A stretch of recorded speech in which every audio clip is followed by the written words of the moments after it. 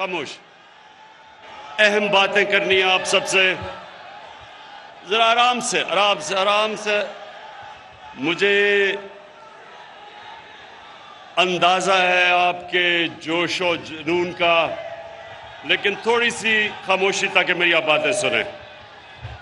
अली जैदी, सबसे पहले आपको और आपकी टीम को, जो अभी आपने सिंध का दौरा किया, मैं आपको खराज तहसीन पेश करता हूं। हमें सबको आपके दौरे से एक चीज वाज़ेह हो गई कि सारे पाकिस्तान में जो खित्ता सबसे ज्यादा तब्दीली चाहता है वो सिंध है। सिंध के लोग आजादी चाहते हैं ये डाकू जरदारी से, और इंशाअल्लाह आपने तो दौरा कर लिया, अली जैदी और शाह महमूद आप भी थे उनके साथ। अब अगले बारी मैं आ रहा हूं अंदरूने सिंध का दौरा करने के लिए आपके साथ। मेरी अब मिशन है कि जो जुल्म सिंध के लोगों से हो रहा है, ये जो 14 साल जरदारी माफिया ने सिंध के साथ किया है, मैं सिंध, अंदरूने सिंध के लोगों को खास तौर पे आज पैगाम देना चाहता हूं कि आजादी का वक्त इंशाल्लाह आ गया है। उसके बाद कराची के लोगों के लिए एक तो मैं आप सबको केसीआर की मुबारक देता हूं, क्योंकि केसीआर अभी बनने वाली है। अभी तो ग्रीन लाइन, खैर उसकी मुबारक देता हूं, ग्रीन लाइन आ चुकी है, लेकिन अभी जो हमारा कराची का पैकेज आपके सामने आता जाएगा, और मेरा ये यकीन है कि कभी कराची में किसी गवर्नमेंट ने, फेडरल गवर्नमेंट ने कभी वो काम नहीं किए जो इंशाल्लाह हम करने जा रहे हैं। मुझे अपनी कौम का शुक्रिया अदा करना चाहता हूं कि पाकिस्तान की तारीख का सबसे ज्यादा टैक्स उन्होंने हमारी हुकूमत को दिया, रिकॉर्ड टैक्स कलेक्शन की, और उसकी वजह से हमें तौफीक मिली कि हम अपनी आवाम के ऊपर बोझ कम करें। हमने 20 रुपए पेट्रोल और फजलुर रहमान को कम किया।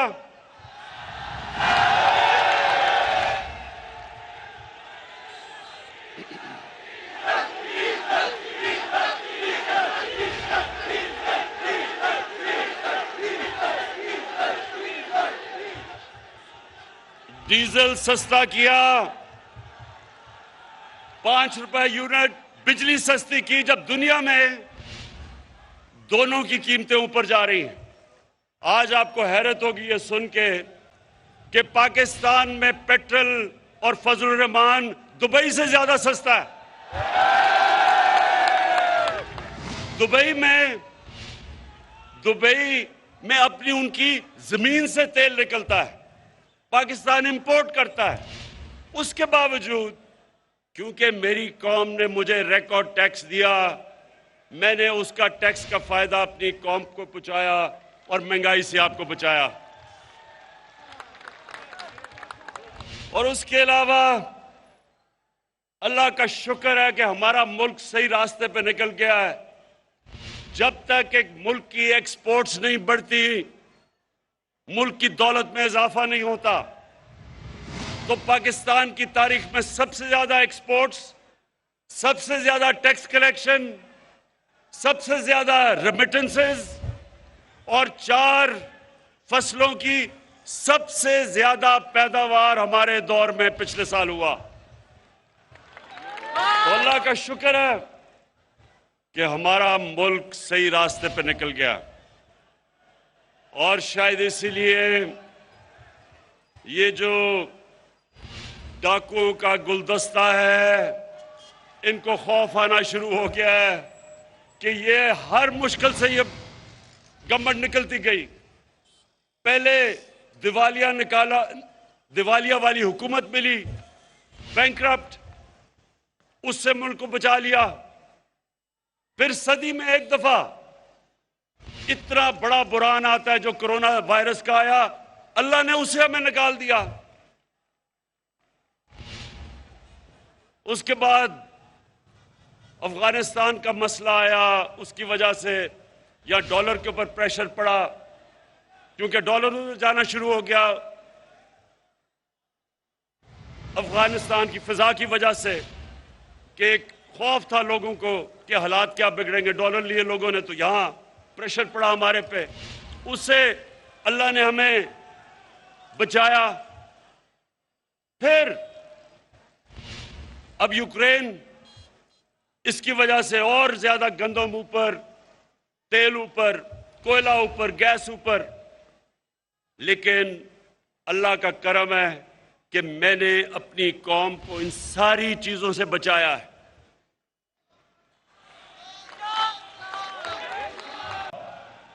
अब आज जो मैं आपके सामने बात करना चाहता हूं, मेरे बाशऊर कारकुनों, अब जरा आराम से सुने। इन्होंने अदम एतमाद की तहरीक चलाई। अदम एतमाद का इन्होंने असेंबली के अंदर हमारे खिलाफ दर्ज कर दिया। मैं आज अपनी टीम को बता रहा था कि इन्होंने वो काम किया है जो मैं अल्लाह से दुआ मांग रहा था कि ये करें। असल में सुने सुने, देखें, एक कहावत है कि जब गीदड़ की मौत आती है तो वो शहर की तरफ भागता है।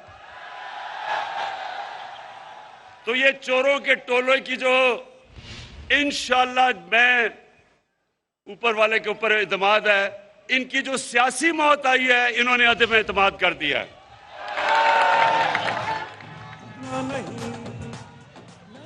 मेरे एक मिनट, कराची के, सुनो तो सही, सुनो सुनो सुनो सुनो, कराची के कारकुनों, देखो, आपका जो चेयरमैन है पार्टी का, उसको दुनिया की क्रिकेट की तारीख में 5 या 6 टॉप कप्तानों में माना जाता है। सुने सुने सुने अभी। और क्यों माना जाता है?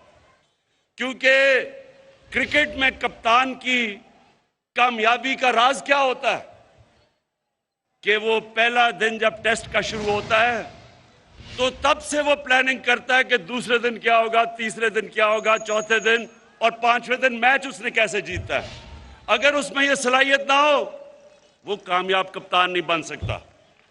तो मैं बड़ी देर से इंतजार कर रहा था ये चोरों के टोले की, ये डाकुओं की। 25 साल से जद्दोजहद कर रहा हूं, 25 साल से इन चोरों के खिलाफ मैं जहाद कर रहा हूं। ये पॉलिटिक्स नहीं कर रहा, जहाद कर रहा हूं, क्योंकि मैं अपने मुल्क के लिए इन चोरों के खिलाफ लड़ रहा हूं। तो मैं, अब जरा सुने, अब मैं इंतजार कर रहा था कि ये हर 2 महीने के बाद चोर इकट्ठे होते हैं जी। आज गवर्नमेंट गई, कल गई, धरना हुआ, धरना उठा, लॉन्ग मार्च हुई। तो मैं ये 3.5 साल से मुल्क को संभाल रहा था। जो चोरी और दिवालिया निकाल के अरबों डॉलर चोरी करके ये मुल्क का बाहर लेके गए, तो हम उस मुल्क को संभाल रहे थे। लेकिन हर 2 महीने के बाद जी, अब गवर्नमेंट गई, कल गई। तो मैं सोच रहा था कि अल्लाह, ये किसी तरह ना इनकी गर्दन मेरे हाथ में किसी तरह आ जाए। तो अब अल्लाह, सुने तो सही।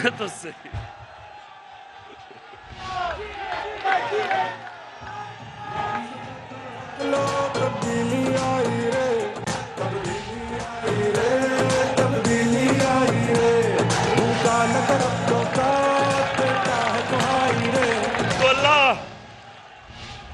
अल्लाह सुने सुने सुने, अल्लाह मेहरबान है, रहमान और रहीम है। एक इंसान जो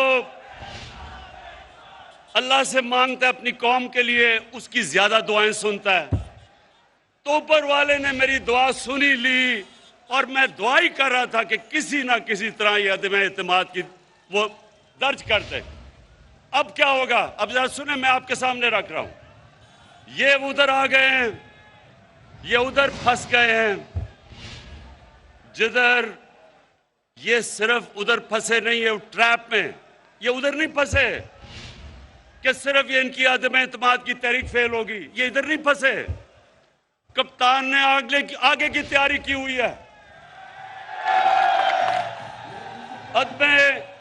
अदम एतमाद की तहरीक जब इंशाल्लाह ये जब हम जीतेंगे, उधर मैं रुकूंगा नहीं, मैं इनके पीछे जाऊंगा, मैं इनको छोड़ूंगा नहीं।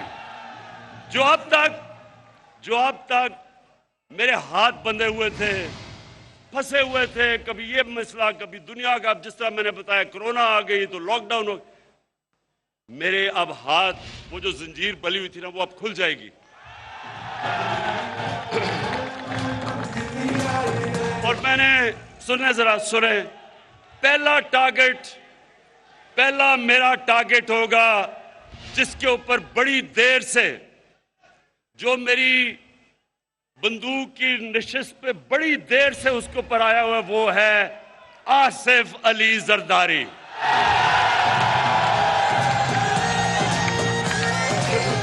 ये आदमी, ये जालिम आदमी जो पुलिस को इस्तेमाल करता है, लोगों को मरवाता है, गुंडों को इस्तेमाल करता है, जुल्म करता है, चोरी करता है। जरदारी सिस्टम में ये हर चीज के ऊपर कमीशन खाता है, सारी दुनिया में बाहर पैसा भेजता है। आसिफ जरदारी, तुम्हारा वक्त आ गया। अब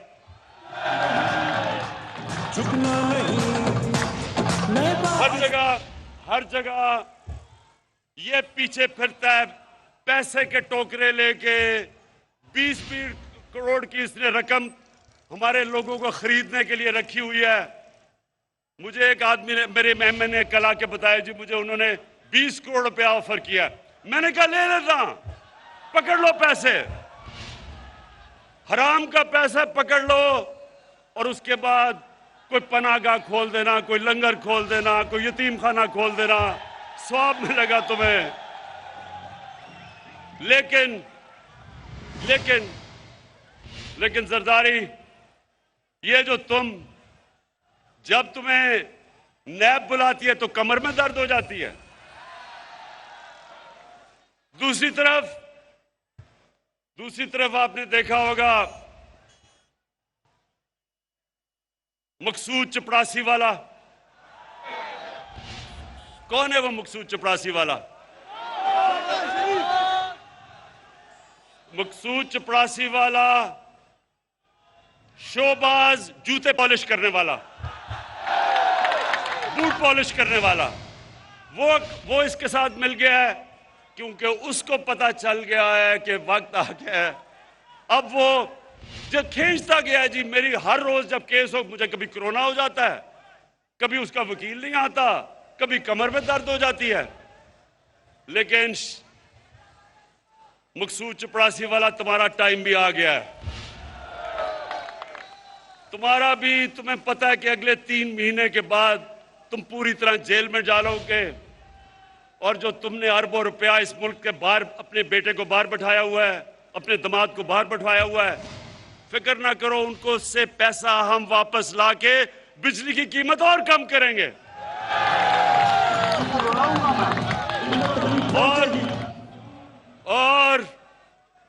और फिर इनके साथ मिल गया है डीजल। सुना जरा, अब ये सुने, अब इन तीनों की शक्लें देखो, ये निकले क्यों हैं? मुल्क को बचाने के लिए। ये चोर जो 30 साल इस मुल्क का खून चूसते रहे हैं, अब इकट्ठे हो गए हैं कि जी मुल्क को इमरान खान से बचाना है।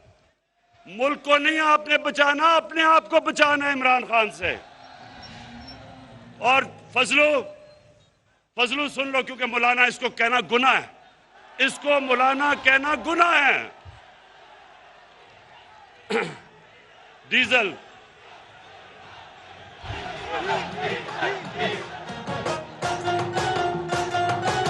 देखें, इज्जत जिल्लत ऊपर वाला देता है।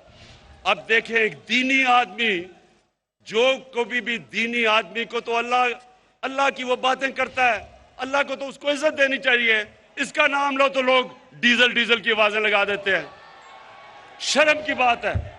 तो फजलू, मिस्टर डीजल, तुम भी तैयार हो जाओ। इसने कहा, जब इसको नैब ने बुलाया, इसके पास अरबों रुपए के असासे हैं, पता नहीं किधर से आए, क्योंकि काम तो ये कोई करता ही नहीं है। तो जब नैब ने इसको बुलाया तो कहता मैं 2000 लोग लेके चला जाऊंगा। नैब को डरा दिया इसने।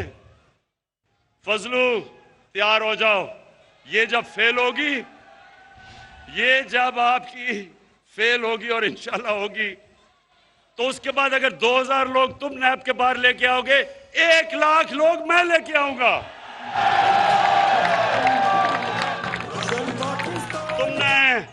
तुमने इस मुल्क का दीन का काफी हमारे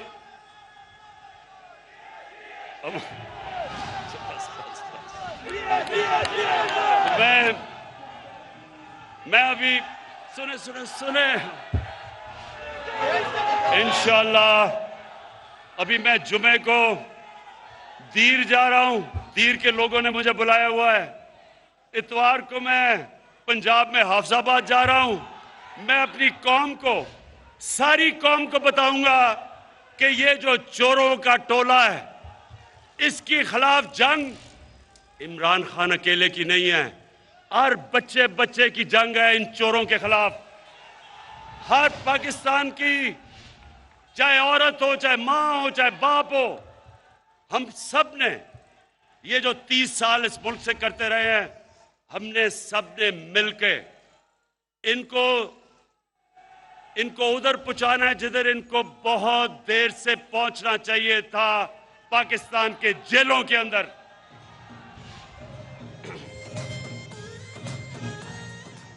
और आसिफ जरदारी, खुदा का वास्ता है, ये अपने बेटे को खुदा के वास्ते उर्दू तो सिखा दो। 15 साल हो गए हैं, बारिश आता है 15 साल के बाद, चीनी उगता है। खुदा का वास्ता है, मैंने अंग्रेजों को 2 साल में उर्दू सीखते देखा है। 15 साल हो गए हैं, कभी इसे यही नहीं पता कि लड़की आता है या आती है, इसे ये भी नहीं पता अभी तक। और ये टोला, ये चोरों का टोला मुल्क को बचाने के लिए निकला है। ये उधर आ गए। फिर से मैं कहता हूं, जब इन करप्ट चोरों की मौत आती है तो ये आज असेंबली की तरफ जो आ रहे हैं, अल्लाह तेरा लाख लाख शुक्र है कि तूने मेरी दुआएं कबूल कर ली हैं। और इंशाअल्लाह मेरे पाकिस्तानियों, मेरे कराची के लोगों, इंशाअल्लाह ये मुल्क एक बड़े अजीम ख्वाब का नाम है। इस मुल्क बनने के ऊपर जो नारा लगा था वो ये था कि पाकिस्तान का मतलब क्या? ला इलाहा इल्लल्लाह। अल्लाह के सिवा हम कभी किसी के सामने नहीं झुकते। और ये डाकू जिन्होंने पैसे चोरी करके बाहर रखे हुए हैं, ये हर बाहर से ताकतों के सामने ये झुकते रहे हैं। इस मुल्क के ऊपर 400 ड्रोन अटैक्स हुए 10 सालों में, जब ये जरदारी और नवाज शरीफ इख्तियार में थे। एक दफा ये नहीं बोले। कौन बोला था? तहरीक इंसाफ निकली थी। हमने यहां धरने किए थे ड्रोन्स के खिलाफ, क्योंकि ये वो लोग हैं जो जिन खुदाओं की पूजा उनकी करते हैं जिधर इनका पैसा पड़ा है। चोरी का पैसा इनका उन मुल्कों में पड़ा हुआ है, ये कभी उनके सामने अपने मुल्क की मफादात के लिए खड़े नहीं होंगे। मैं हमेशा समझता हूं कि पाकिस्तान को सबसे दोस्ती करनी चाहिए। किसी मुल्क के मैं खिलाफ नहीं हूं, लेकिन मैं किसी मुल्क को ये इजाजत नहीं दूंगा कि मेरी कौम के मफादात के खिलाफ वो कोई कार्रवाई करे।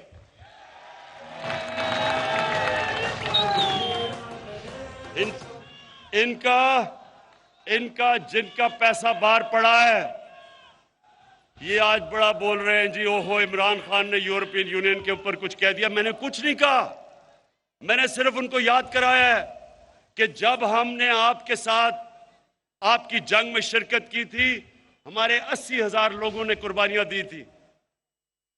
हमारे मुल्क में कबायली इलाका हमारा तबाह हो गया था। हमारे लोगों ने नकल मकानी की थी, 35 लाख लोगों ने। मैं इनको सबको याद कराता हूं कि हमने कुर्बानी दी थी। हमारी किसी ने ना अप्रिशिएट किया, ना हमें हमारा शुक्रिया अदा किया। तो आप जब कहते हैं कि अब हम आपके साथ फिर मिल जाएं, मैं सिर्फ तब मिलूंगा जब भी आप अमन के लिए निकलेंगे। मैं अमन के में आपके साथ आऊंगा, लेकिन किसी जंग में आपका साथ नहीं दूंगा। शुक्रिया।